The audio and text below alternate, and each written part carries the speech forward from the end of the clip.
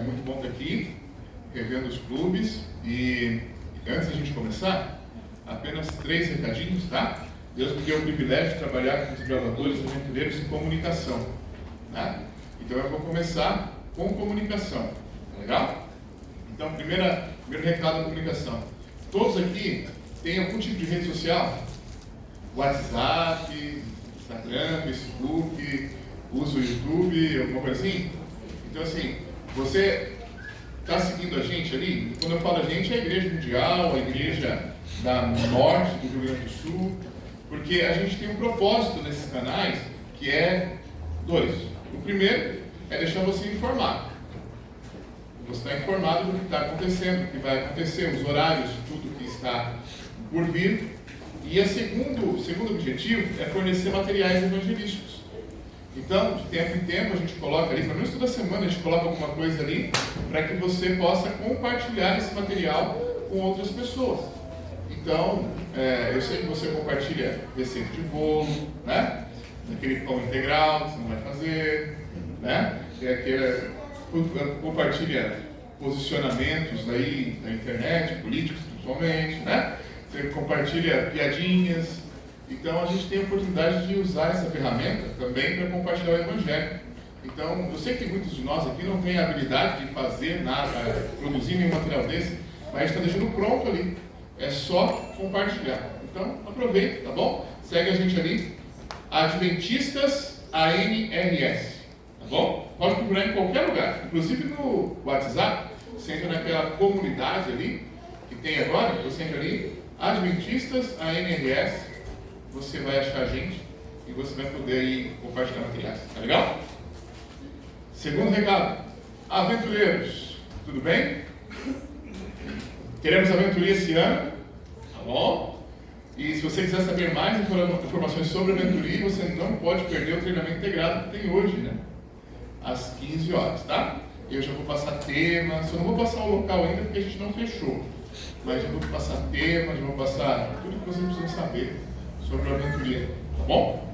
E para os gravadores, olha, pelo que eu estou vendo aí, tem alguns clubes que estão desistindo de ir no Campo da Divisão, né? Então, olha, vai lá, hein?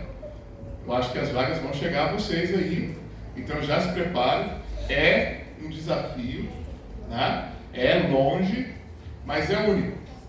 Imagina, acontece a cada 7, 10 anos esse evento e é 120 mil pessoas acampadas, né? É uma experiência única, com quase toda a América Latina acampada junto ali, vão reencontrar os amigos, quem sabe, ali, né?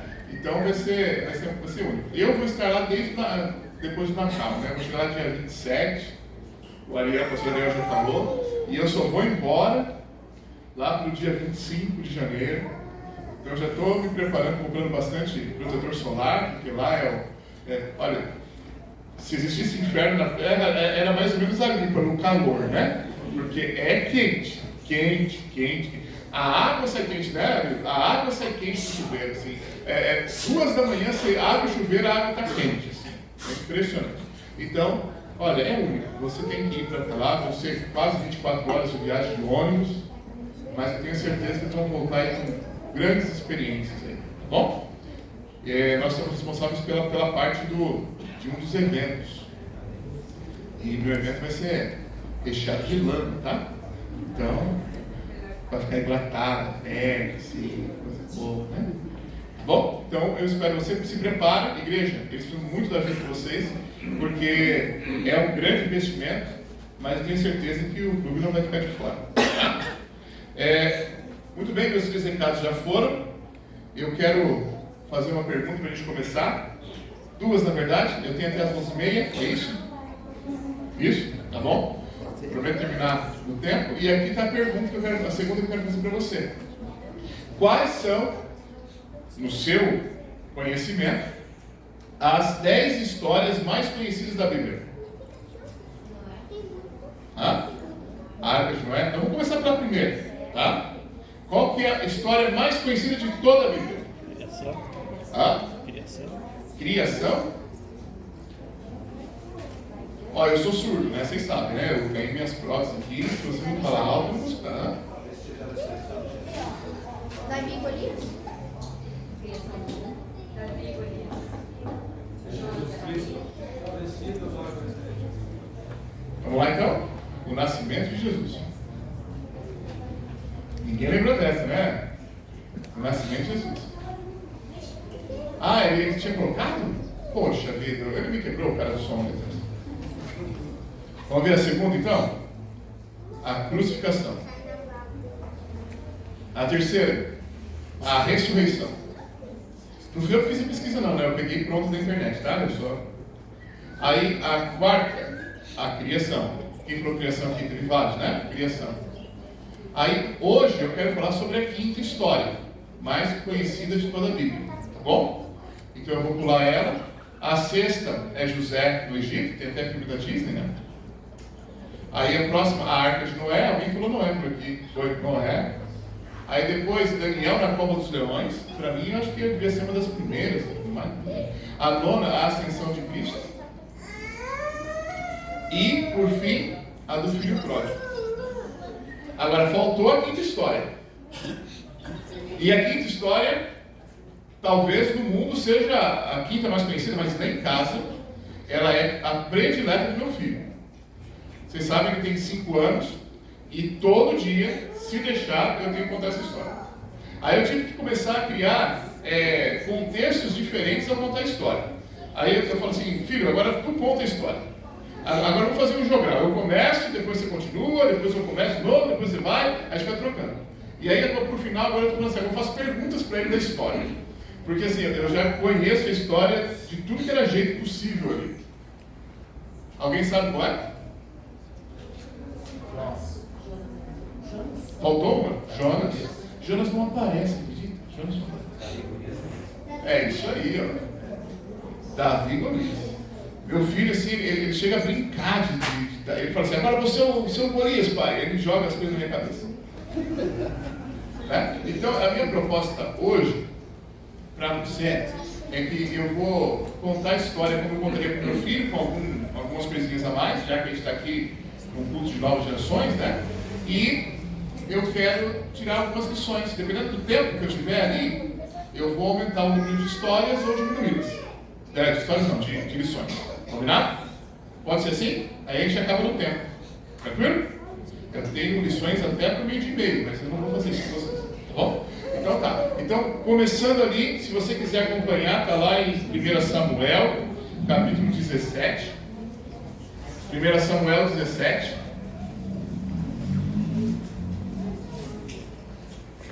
E como você já conhece essa história aqui, você sabe que os filisteus se reuniram suas tropas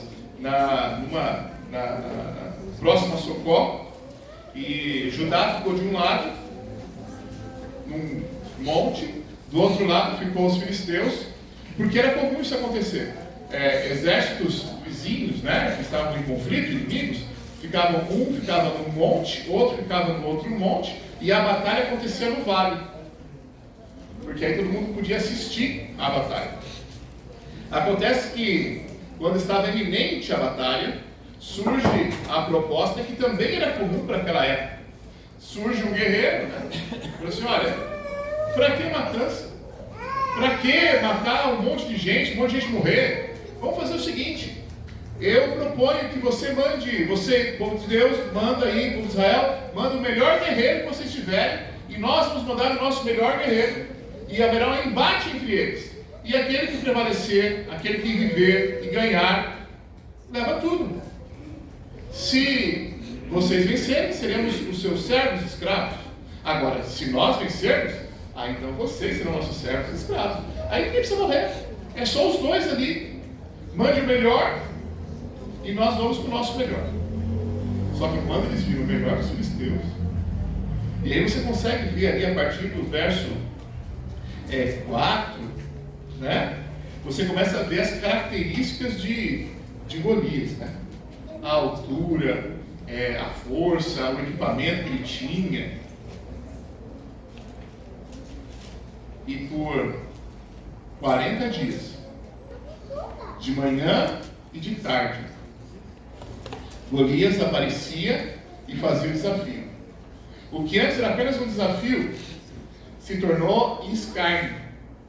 Por quê? Ele começou a afrontar Deus. Ué, vocês não servem um Deus? O Deus de vocês é um Deus fraco? E começou a escanear mesmo. E falar blasfêmias contra Deus. E antes ele falava lá no monte dos filisteus. Aí ele desceu até o vale. E já no final dos 40 dias aqui, ele já tem a audácia de andar pelo acampamento do povo de Deus ali, do povo de Israel. E o povo de Israel, não se manifestava, com medo, fugindo. Do outro lado, a gente começa então a história de Davi nesse episódio. O pai dele, Jessé, ele pede que Davi vá levar mantimentos para os seus irmãos. Davi, ele não foi para a guerra. Quem foi foram apenas os 3 irmãos mais velhos. Naquela época só ia para a guerra os homens acima de 20 anos.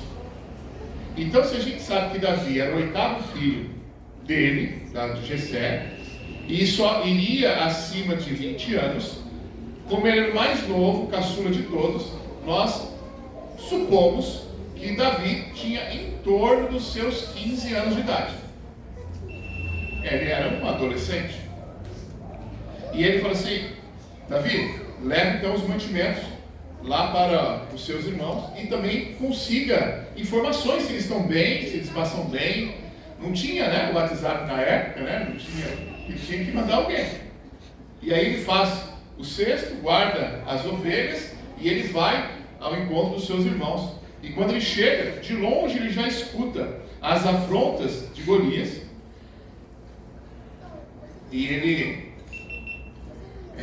deixa os mantimentos para o guarda na entrada. E ele começa então a fazer perguntas. O que está acontecendo aqui? Aí ele falou assim: quem é esse que fala? E aí um soldados ali, estava no exército, disse: olha, esse aí é Golias. Você viu o tamanho? E ninguém vai enfrentá-lo, ninguém está aceitando o desafio dele. Eu falei assim: olha, ninguém foi.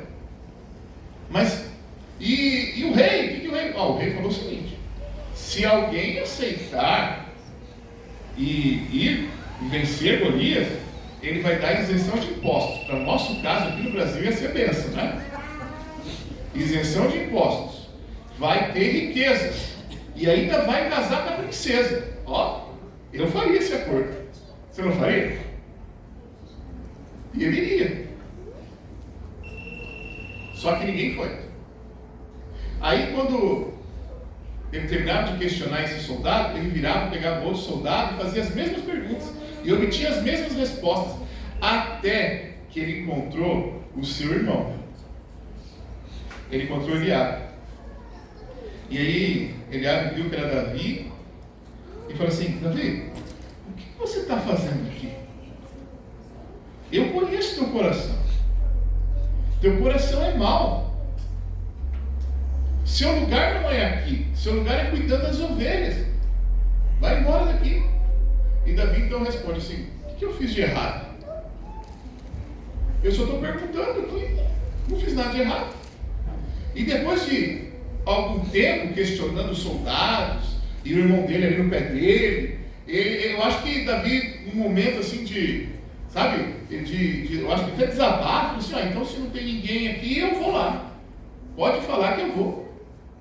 E os soldados ficaram animadaços, Falei assim: agora alguém vai. Melhor Davi morrer do que eu, E aí chegaram para o rei Saul.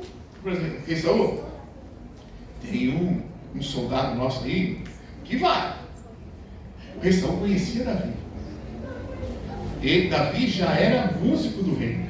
Ele já tocava para o rei do palácio. Então Saul ficou animado, porque assim, o melhor guerreiro de Israel era o rei. Quem devia lutar com Golias era o rei. Só que agora o rei não estava mais rico. E ele manda entrar os soldados desconhecidos, destemidos. E quando entra Davi, sabe quando tem aquele sentimento de frustração? ele vê Davi e fala assim: Davi, não vai dar certo. Davi, tu é músico, Davi. Tu não é guerreiro. Teu esquema é tocar música. Tá? Olha, esse que está aí fora, ele é guerreiro desde a tua idade. E você não tem condições nenhuma de vencer. E aí Davi, ele afronta o rei nesse momento, né? E fala assim: olha, rei, Deus tem me colocado em situações aonde, para salvar minhas ovelhas, eu tenho que enfrentar ursos, leões.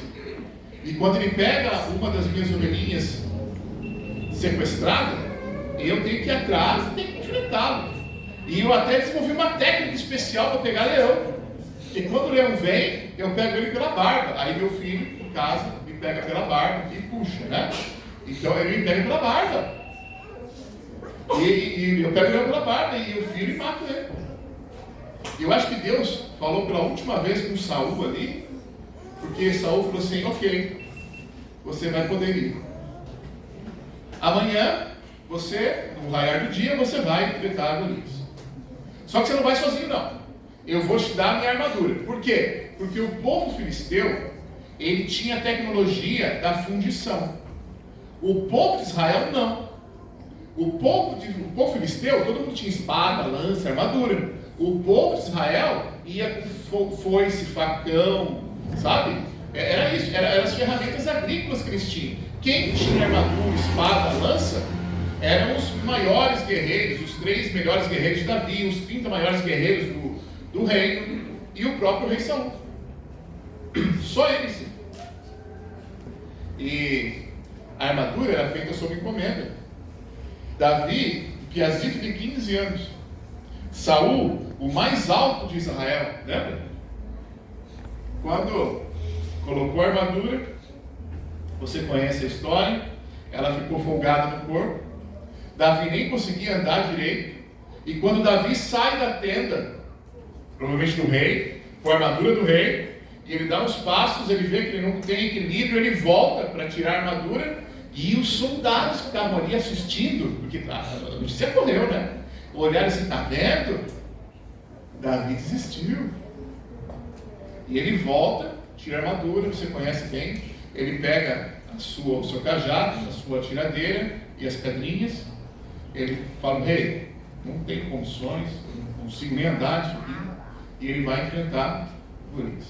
E aí vem, eu acredito que a parte que, quando eu leio isso aqui, me dá até arrepio, né? Eu quero convidar você a partir lá do verso 43 do mesmo capítulo.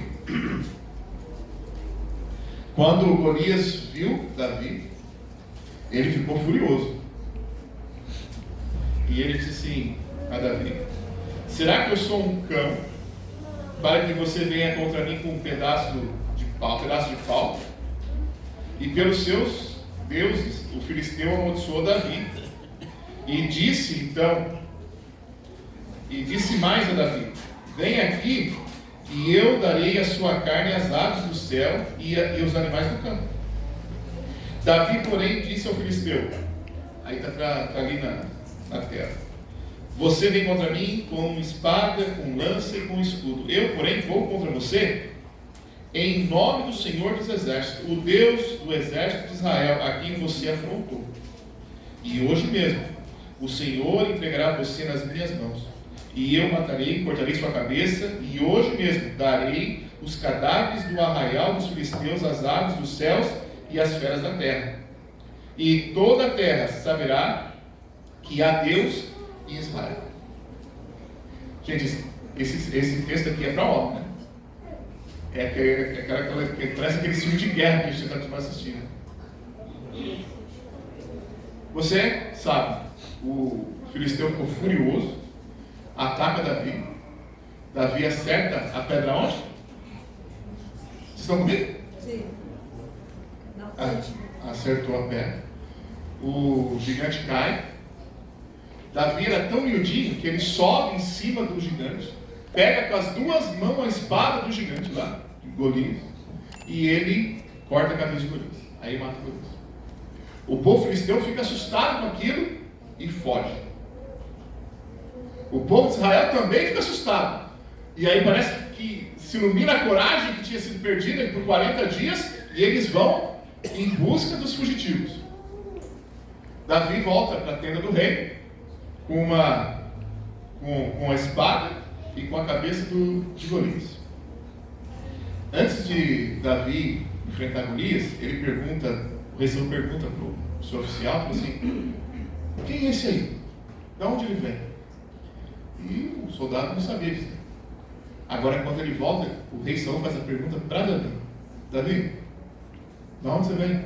Quem é você? E ele responde: eu sou Davi, filho de Jessé, aquele que mora no contorno de Belém, o belemita. E Davi foi colocado como comandante ali, junto com Saul, do exército, e você conhece depois toda a história. Essa história é fantástica, porque ela conta para nós aqui algumas características sobre as novas gerações que muitas vezes a gente acaba perdendo. Eu queria algumas lições sobre isso. Tá? A primeira lição que eu quero falar com você sobre essa história: ninguém acreditava em Davi. Você já parou para perceber isso? O pai não acreditava em Davi. O pai, quando Samuel foi escolher o novo rei de Israel, esqueceu Davi lá no pasto. Sabia que a profissão de pastor não era uma profissão bem vista naquela época? Quem cuidava das ovelhas ou era um escravo, ou era um servo, o pior dos servos, ou era o filho bastardo. E por isso que alguns teólogos acreditam firmemente que Davi talvez não fosse um filho legítimo de Jessé, fosse de Jessé com uma concubina, alguma coisa assim. Mas isso a gente não tem prova, a gente não fala nada sobre isso. Mas é uma possibilidade que alguns teólogos levantam. Por isso que ele estava lá esquecido, cuidando. E por isso que ele era tão diferente dos seus irmãos. Mas assim, eu não sei se é real ou não, a gente tem que esperar chegar no céu e perguntar para Davi. Mas o caso é que o próprio pai dele não acreditava nele. Os seus irmãos não acreditavam. Ele falou assim: Davi, teu lugar não é aqui. Teu lugar é cuidando de ovelha. Vai cuidar de ovelha. O rei não acreditava em Davi. Davi, você é músico, Davi. Nada contra músicos, tá? Mas assim, você é músico, Davi. Você não é guerreiro. Seu lugar é lá, tocando a harpa para mim, compondo músicas. Não é aqui. Aqui é lugar de guerreiro, não é guerreiro. Os soldados não acreditavam em Davi, que quando ele saiu da tenda, viram que ele deu um passinho para trás da régua. Não vai. O inimigo não acreditava em Davi. Chegou a esse ponto a descrença de Davi. Por quê? Quando o Golias viu, Davi falou assim: você acha que eu sou um cachorro para você vir contra mim com um pedaço de pau? O único que acreditava em Davi era Deus. E para isso, era suficiente para Davi. Porque quando ele recebeu a missão de ir até lá e enfrentar aquele gigante, ele aceitou a missão. Porque ele acreditava que Deus tinha dado essa missão para ele. Eu não sei o que aconteceu dos anos 80 para cá. Falar nisso, né? Quantos aqui viveram dos anos 80 aí? Vocês viram? É a melhor época, não é? Pensa aí. Se você não viveu os anos 80, sinto muito. Tá bom? As melhores músicas, anos 80. Arautos do Rei, melhor Arautos do Rei, anos 80. Os melhores desenhos, olha, eu chegava louco em casa para assistir as histórias da Bíblia que passavam no SBT, lembra? Eu passo meu filho até hoje pelas histórias da Bíblia. Tinha o verdadeiro Superbook, lembra o Superbook? A Casa Voadora. Quem assistiu isso aí? Né? Tinha lá, anos 80. Sabe, esses dias eu estava com o meu sobrinho, ele tem, hoje vai fazer 9, ele fez 9. E ele tinha um negócio lá que é um peão de plástico. Vocês já viram isso aí? Chamado de Beyblade. Aí eles pegam uma bacia, assim, de plástico, e eles jogam aquele peão, porque na nossa época aí, a gente enrolava o peão na cordinha, né? E eu chamo lá de, como que é, fieira, não sei se é o mesmo nome aqui. Aí você enrolava o peão de madeira e jogava ali, né? A gente desenhava um círculo no chão, colocava ali, e quem destruísse o peão ganhava, tal, era assim. Mas agora não, agora é um de plástico, tem uma carretilhazinha, você tem que puxar a fitinha, sabe? Ficou meio mimizento o negócio aqui, né? E aí meu sobrinho pegou e mostrou como funcionava. Eu olhei aquilo e falei assim, ô Bento, me chamou a atenção, tá? Ô Bento, o tio tem um desse aí. Eu falei, como assim? Quer ver? Aí eu fui na minha gaveta de coisas antigas, que eu tenho, tem lá minhas bolitas, sabe, de vidro, puxei ali, tirei o meu piano, com a ponta do prego assim, bem afiadinha, sabe? Enrolei ele dentro, assim, solta o teu que eu vou soltar o meu. E assim, olha, eu sou bom no piano. Péssimo. Meu professor foi muito bom, meu pai me ensinou. Eu jogava o piano, pegava ele na mão, assim. Hoje eu não consigo mais, mas eu era bom. Eu mirei no peão de plástico dele, assim, e ataquei. Pensa, não sobrou uma peça inteira. Por isso, tá vendo? Eu pensei que ele ia chorar, ele arregalou os olhos assim, tio, eu quero desse agora. Por quê? Até os piazitos de hoje entendem que as coisas do ano 80 é melhor. Então, desculpa, se você não cresceu nos anos 80. Mas alguma coisa aconteceu lá nos anos 80, para cá, que a gente perdeu alguma coisa aí. Por quê? Porque quando eu estava na igreja, nos anos 80, que eu era um adolescente, uma criança, eu lembro que a gente tinha um negócio chamado Informativo das Missões. Naquela época chamava Carta Missionária. Lembra disso? E assim, a primeira coisa que me fizeram fazer na igreja foi passar a carta missionária.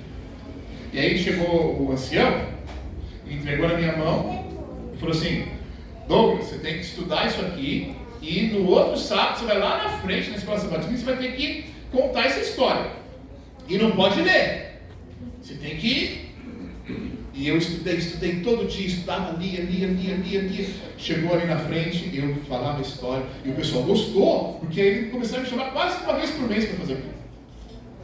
Aí depois de um tempo, ele chegou, esse ancião, com um olho de águia, né? Ele chegou assim, Douglas, seguinte, você está de férias, né? Eu falei, tô. Então quarta-feira tu vai pregar.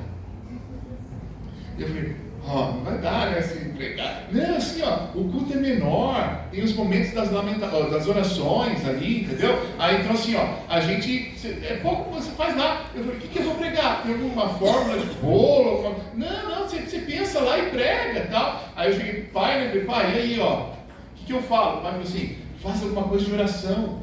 Todo mundo gosta de oração. De oração é um tema legal, fala de oração. Eu cheguei lá, estudei, peguei livros, li e tal. Eu escrevi 7 páginas para pregar. Eu falei assim, uns 15, 20 minutos dá, né? Fizeram todos os pedidos de oração. Eu subi para pregar. O ancião fez até um introito um pouquinho maior, assim. Eu comecei a pregar. Em 5 minutos eu tinha acabado tudo. Cantando o hino. E assim, eu falei assim, eu saí dali derrotado, 5 minutos. Mas por incrível que pareça, me chamaram no outro mês para pregar de novo. Eu acho que o povo queria ir embora cedo. E falou assim, o Douglas pega pouco, vamos largar ele assim. E assim, eu preguei mais umas 3, 4 quartas-feiras. Aí chegou, eu fui promovido para domingo. Aí eu consegui pregar 20 minutos no domingo. E assim foi, até que eu preguei no sábado. E aí foi. E hoje estamos aí. Fui convidado a ser professor das juvenis, fui crescendo com jovens, adultos, sabe? Mas assim, alguma coisa aconteceu lá dos anos 80 para cá, que a gente deixou de fazer isso. De colocar a criançada aqui em cima. Entendeu? Eu acho que o objetivo de fazer uma liturgia extremamente perfeita, a gente acaba não treinando a gurizadinha, não acreditando neles. E aí a gente vai perdendo, porque se ele não está envolvido, ele não faz parte, se não faz parte, ele não vem. Você entendeu? É um link. E aí assim, não, mas assim, o louvor tem que ser perfeito, porque a gente está louvando a Deus, mas Deus enxerga o coração, não a boca, né? E aí eu sei que a gente fazer o melhor, mas a gente vai ver o que está aqui dentro. Deixa desafinar, deixa errar, deixa gaguejar, mas vamos colocando eles no lugar onde eles têm que estar, porque a gente não é eterno.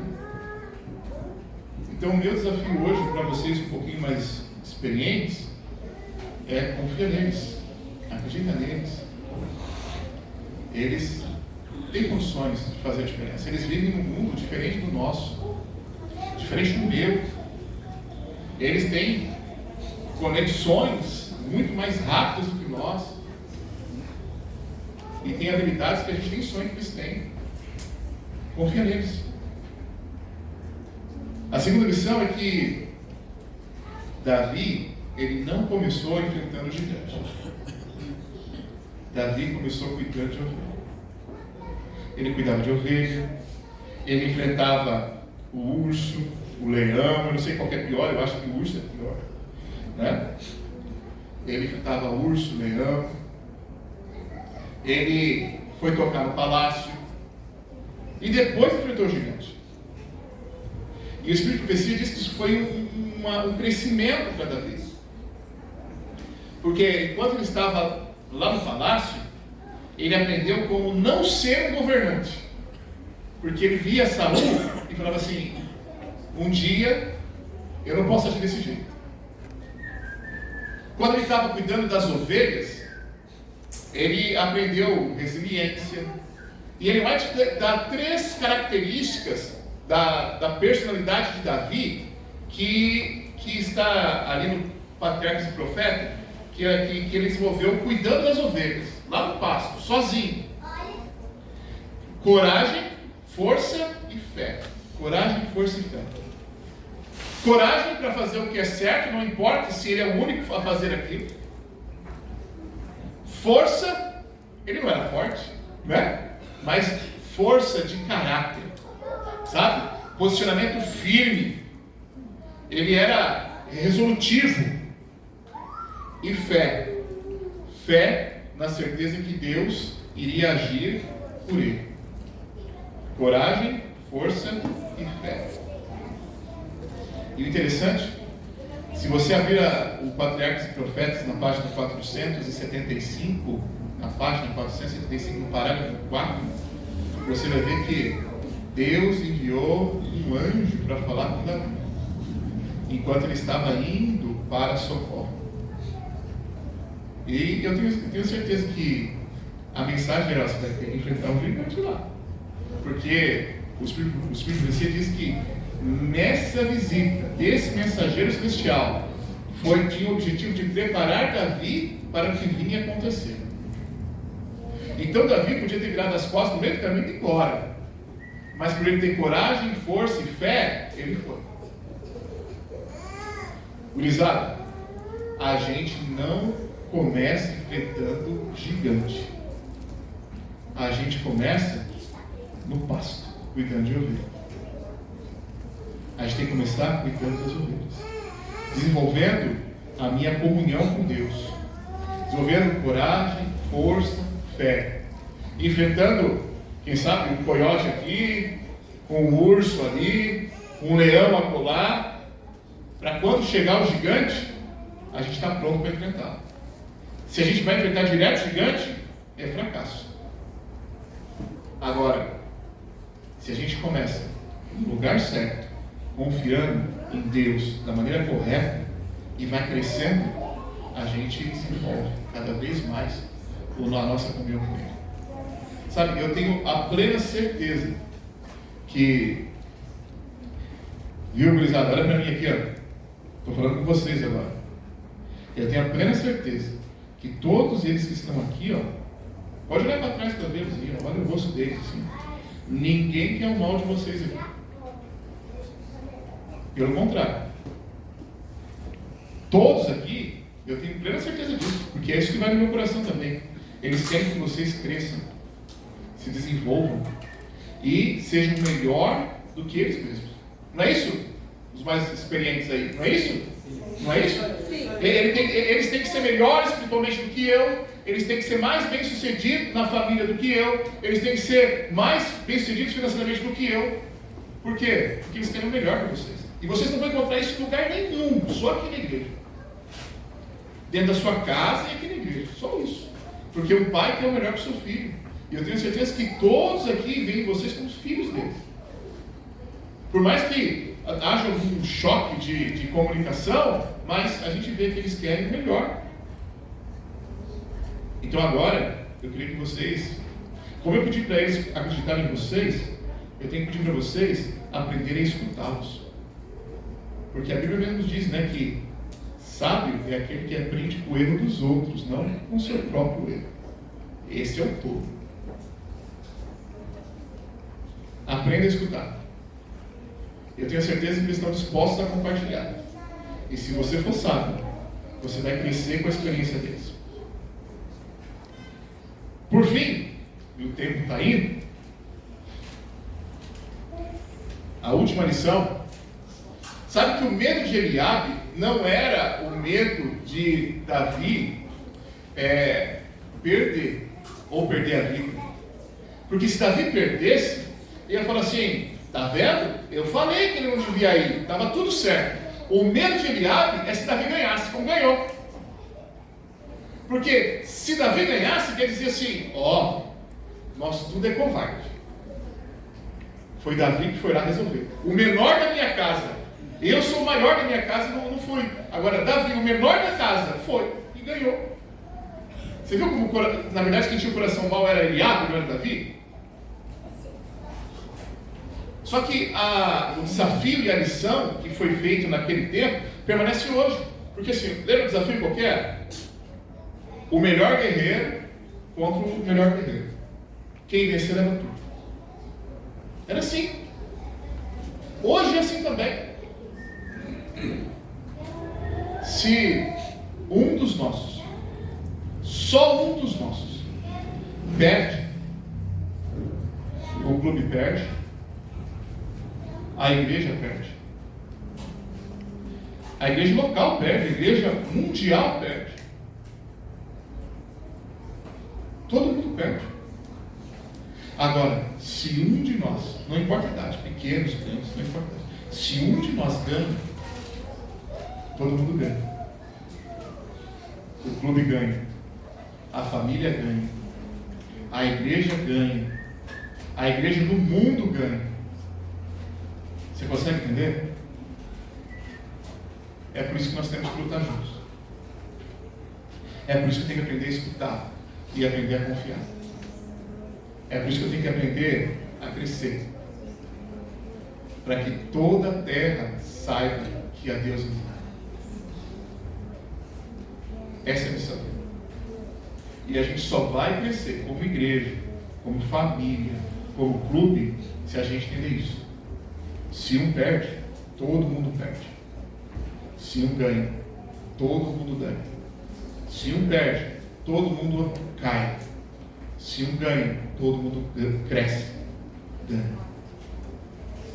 Sabe, amigos, hoje o desafio é escutar e acreditar, para que todos nós saiamos desse mundo vencedor. Possamos, naquele glorioso dia, todos chegar vitoriosos, com a espada e a cabeça de Golias na mão, se for o caso, mas vitoriosos, retornando para a tenda do rei, para ficar ao lado dele, como Davi ficou ao lado de Saul, mas agora para sempre, para a eternidade. Porque se um perde, todos perdem, mas se um ganha, todos nós ganhamos. Eu almejo um novo lar, né? Um lar onde não vai ter mais esses conflitos entre filisteus e povo de Deus. Não vai ter mais esse problema de acreditar ou de não escutar. Mas um lugar onde todos seremos vencedores na eternidade. Você quer estar lá? Quer viver nesse lugar com Cristo? Eu quero orar por isso. Escutando, acreditando e ajudando a todos a vencer. Eu queria que você tomasse essa decisão de ora escutar, ora acreditar, mas todos juntos. Porque se um perde, todos perdem. Se um ganha, todo mundo ganha. E eu vou orar por isso. Combinado? Amém.